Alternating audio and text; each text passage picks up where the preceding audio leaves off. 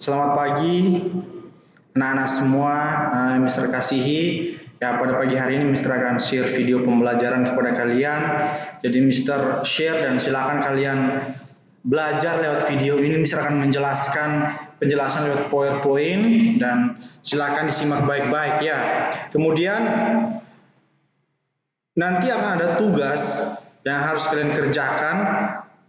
Nah, karena itu tugas tersebut akan ada di presentasi Mister. Jadi Mister akan tuliskan di Google Classroom kalian, tapi Mister di pertengahan ataupun sementara Mister presentasikan, Mister akan perlihatkan tugasnya apa. Jadi silakan diperhatikan ya. Oke. Ya, sebelum kita mulai, kita berdoa terlebih dahulu. Mari kita berdoa. Ya Tuhan, Allah Bapa kami yang bertata dalam kerajaan surga, kami bersyukur untuk kasih-Mu. Pada kesempatan pagi hari ini kami akan belajar tentang bagaimana kehidupan Juru Selamat kami, Yesus Kristus, di muka bumi ini. Kiranya Engkau menolong kami, menolong anak-anak kami, agar mereka boleh memahami materi yang Hamba menjelaskan. Berikan hikmat kepada hamba-Mu, agar hamba boleh mengajar dan baik kepada anak-anak kelas 8 ini, Bapak. Terima kasih Bapak, pimpin kami terus. Ini doa kami, di dalam nama Tuhan Yesus kami berdoa. Amin. Oke, jadi seperti yang Mister sudah katakan bahwa selama kalian kelas 8 itu akan dijelaskan tentang kehidupan Yesus ataupun tentang Yesus Kristus, apa karyanya atau kenapa Yesus datang ke dunia ini, apa karyanya, kemudian apa sih yang dia buat atau apa kepentingan Yesus datang ke dunia ini. Karena itu Mister berharap kalian memperhatikan baik-baik sehingga setelah kalian menyelesaikan materi kelas 8 kalian memiliki pemahaman yang luas atau yang paling dalam tentang siapa Yesus Kristus bagi kita manusia. Nah, pada minggu lalu kalian sudah mengerjakan pemandu belajar ya. Pemandu belajar tersebut setelah kalian membaca tentu akan membuat kalian semakin paham tentang pembelajaran pada bab 2 ini ya. Kalau kalian mengerjakan yang serius, tentu kalian langsung paham. Jadi Mister menjelaskan intinya dan kalian pasti akan memahaminya. Oke, jadi sekarang Mister akan langsung menjelaskan.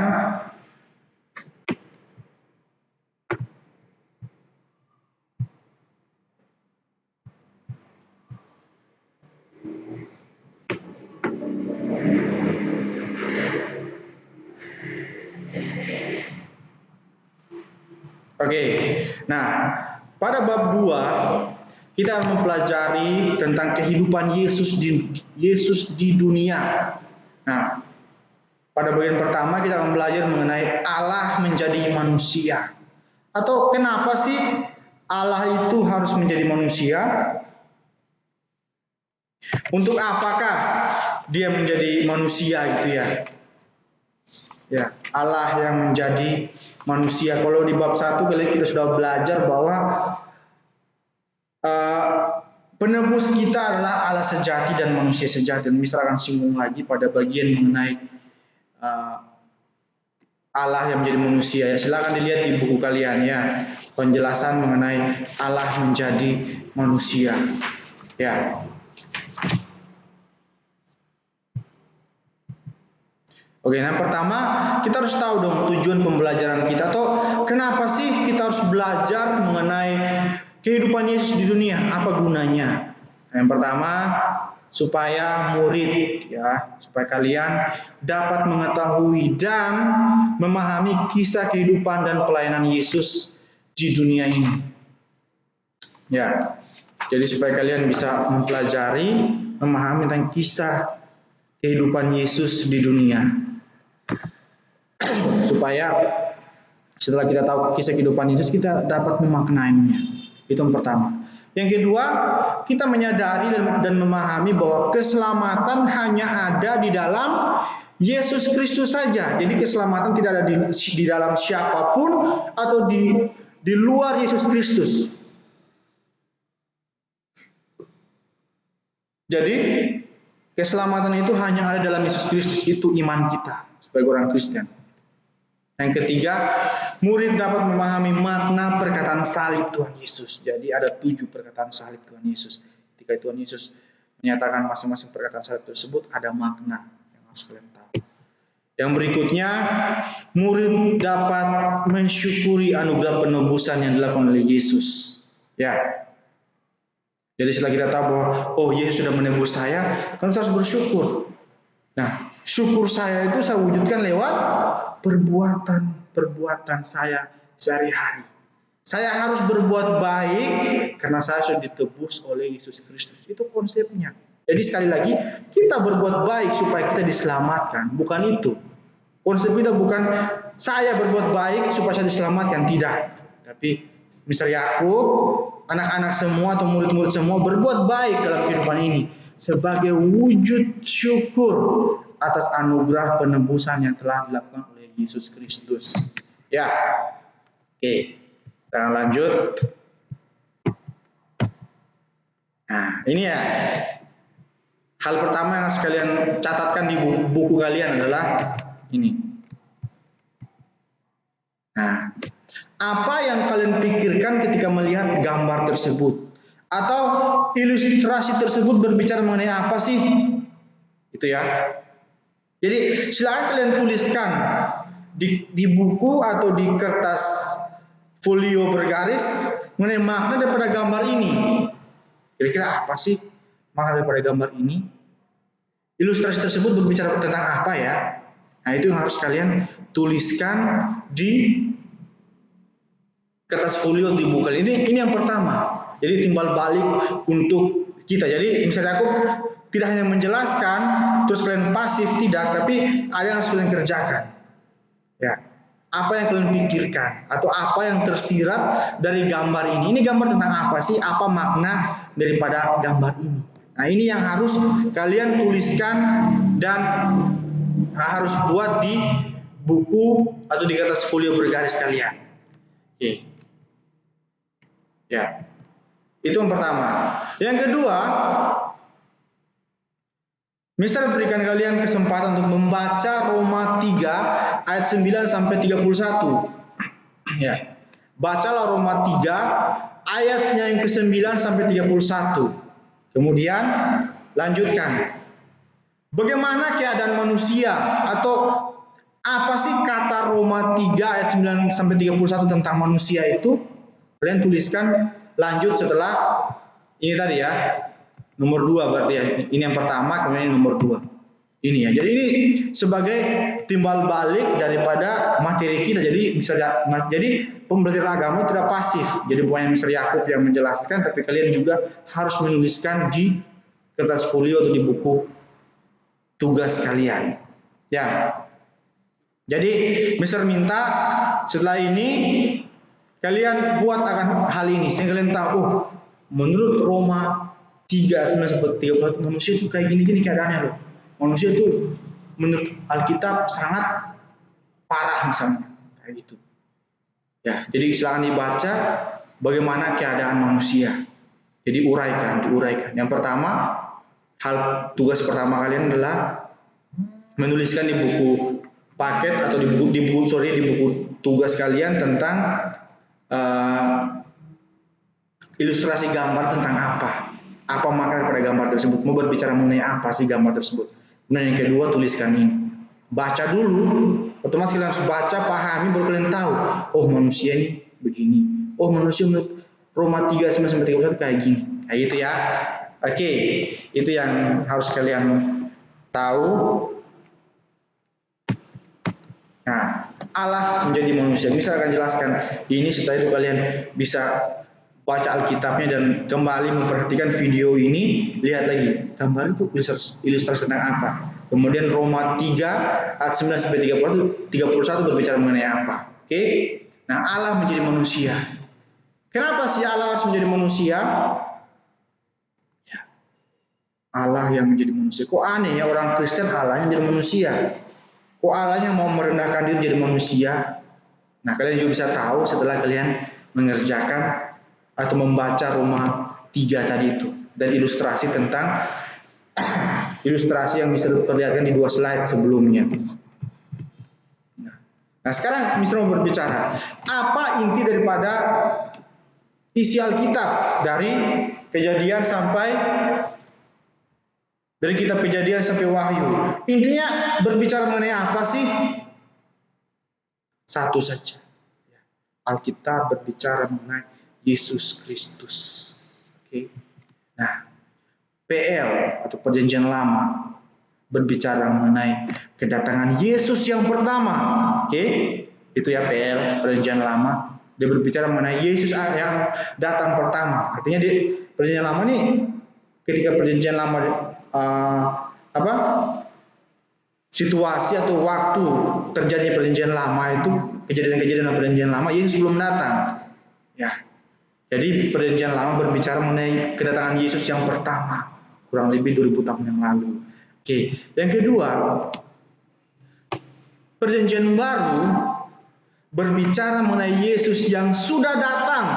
Ya, itu sudah dinyatakan di kitab Matius, Markus, Lukas, Yohanes, seperti di keempat kitab Injil, berbicara mengenai Yesus yang sudah datang untuk menebus dosa manusia dan akan datang untuk yang kedua kalinya. Itu diberitakan oleh semua kisah di Perjanjian Baru, kitab-kitab baik kitab Rasul Paulus, yang itu Rasul Paulus, oleh rasul-rasul yang lain, berbicara intinya satu pribadi mengenai Yesus Kristus. Ya. Perjanjian Lama berbicara mengenai Yesus yang menjadi manusia atau Allah yang berinkarnasi menjadi manusia. Allah dalam Yesus Kristus ya. Berinkarnasi menjadi manusia. Itu isi dari keseluruhan Perjanjian Lama, baik dari Kejadian sampai Maleakhi. Intinya berbicara bahwa akan ada juru selamat yang datang menyelamatkan manusia, dan itu akan terjadi di Perjanjian Baru. Itu ya, kedatangan yang pertama. Kemudian kedatangan yang kedua kali itu dinubuatkan juga secara khusus oleh kitab Wahyu. Ya, dinubuatkan berarti disampaikan oleh kitab Wahyu. Itu ya. Jadi inti dari seluruh isi Alkitab adalah Yesus Kristus, pribadi Yesus Kristus. Oke. Apa yang dilakukan Allah dalam inkarnasi? Ya, dengan menjadi manusia merupakan penyataan kasih yang besar. Oke. Nah, misalnya sudah sempat singgung yang lalu bahwa salib adalah tempat bertemunya tempat bertemunya keadilan dan kasih Allah. Menurut keadilan Allah, manusia yang berdosa harus menanggung akibat dosanya. Tetapi manusia tidak bisa menahan murka Allah yang begitu menyala-nyala. Manusia tidak bisa tergantung di atas kayu salib untuk menebus dosanya sendiri. Menebus dosa sendiri saya nggak bisa, apalagi menebus dosa orang lain. Karena itu, dia membutuhkan pengantara atau penebus yang lain, yaitu penebus adalah Yesus Kristus. Yesus Kristus adalah pewujudan daripada kasih Allah. Ya. Dia rela memberikan anaknya yang tunggal supaya menebus dosa kita itu di atas kayu salib. Itu Yesus Kristus ya. Jadi keadilan Allah dan kasih Allah bertemu di atas kayu salib sehingga kita bisa diselamatkan. Demi manusia ciptaannya yang sudah memberontak terhadap dirinya, ia rela merendahkan diri menjadi manusia, bahkan sampai menderita dan mati di atas kayu salib.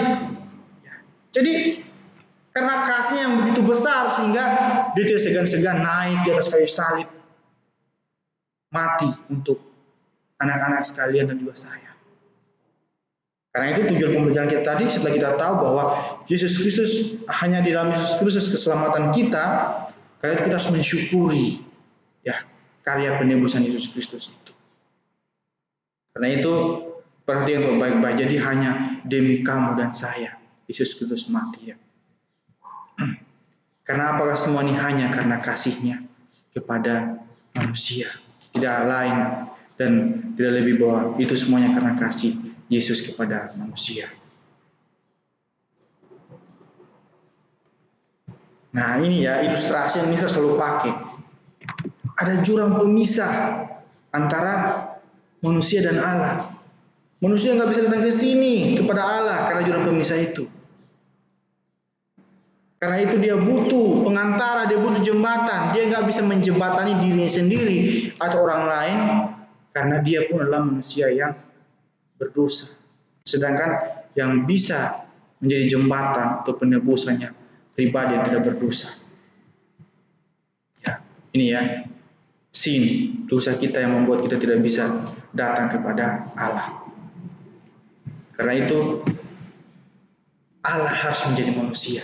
Mengapa Allah harus menjadi manusia? Oke, ini kita bisa ingat. Saya berharap anak-anak menghafal dan memahami katekismus bagian yang berbicara mengenai Yesus Kristus ya. Mengapa Allah harus menjadi manusia? Ya.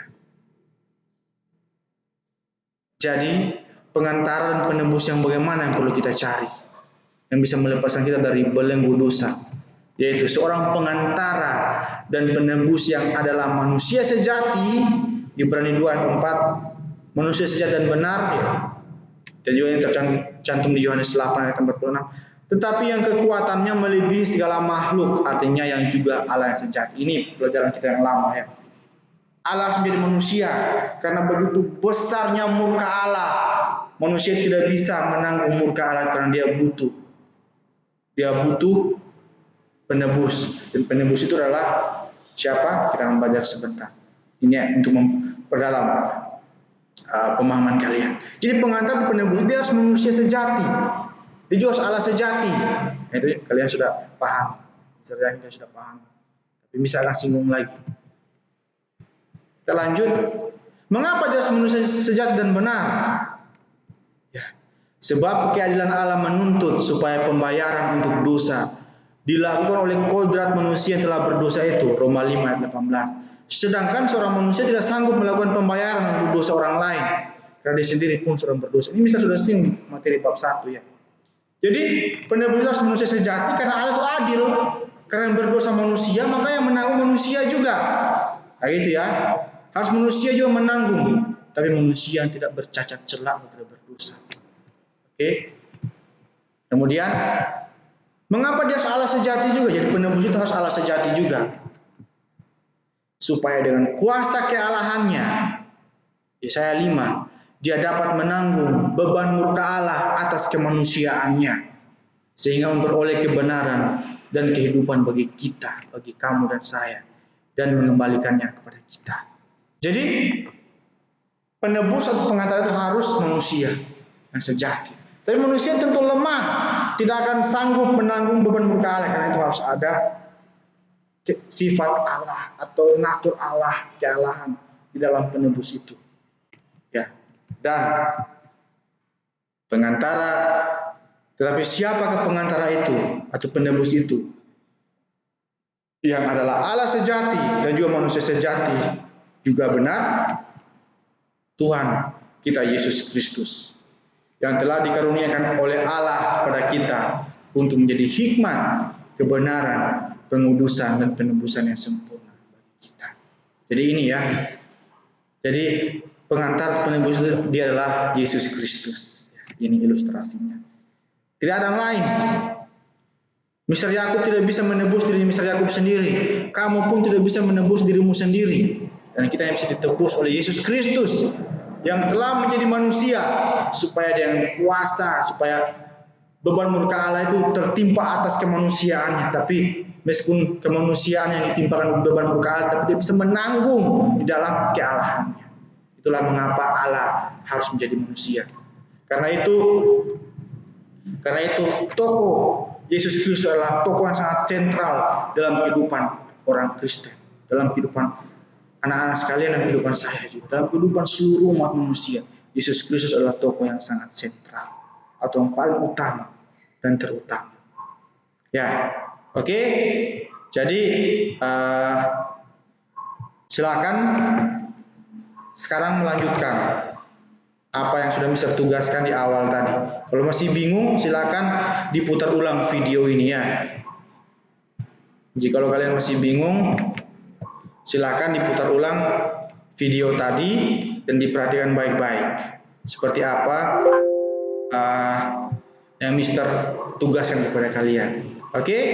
Jadi silakan diperhatikan itu, kumpulkan, ya Mister kasih waktu. Ya pada saat jam agama selesai, kalian tuh tugasnya tidak sulit ya, kalian cukup memahami saja. Ya, apalagi sudah di Alkitab. dan juga gambar ilustrasi tersebut juga sudah ada di presentasi Mister. Jadi kalian tinggal memahaminya saja. Ya, oke, Mister tidak perlu doa lagi. Silakan kalian melanjutkan secara pribadi ya. Dan silakan ketika jam agama selesai dikumpulkan.